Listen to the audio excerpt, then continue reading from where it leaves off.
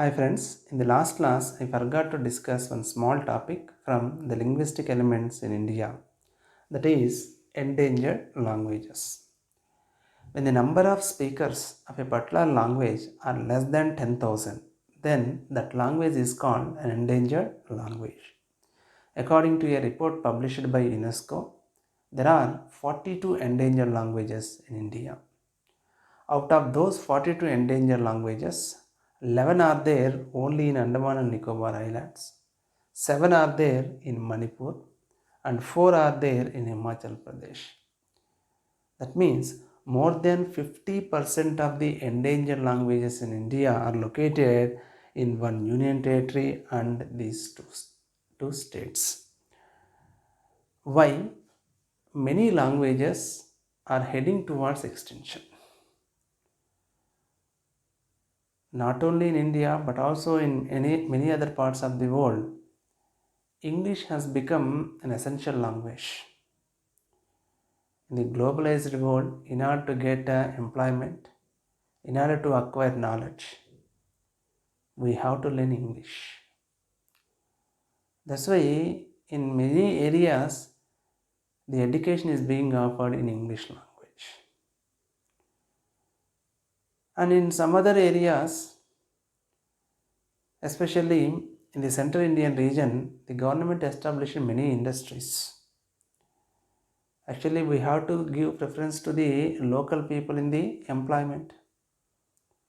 But by citing lack of skills with the tribal people, the industrialists they started recruiting the non-tribal people. That's why there was a flow of more and more non-tribals into the tribal areas. Whenever there is establishment of industries, it leads to development of industrial centers and urban centers.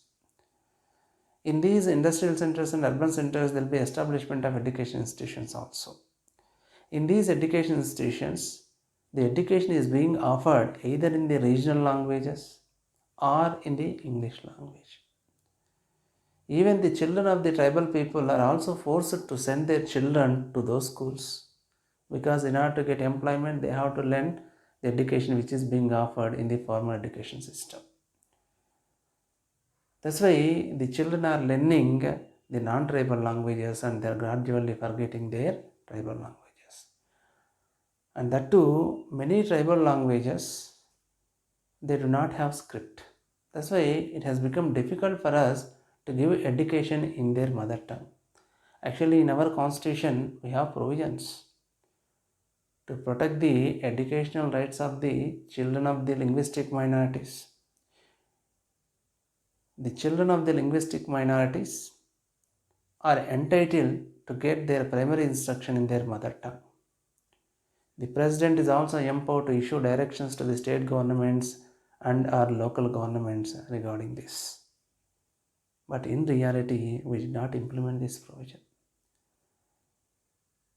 One is they do not have script. Second one is it is the failure of the governments to implement the constitutional provisions. Third one is emergence of language as the emergence of English language as the global language.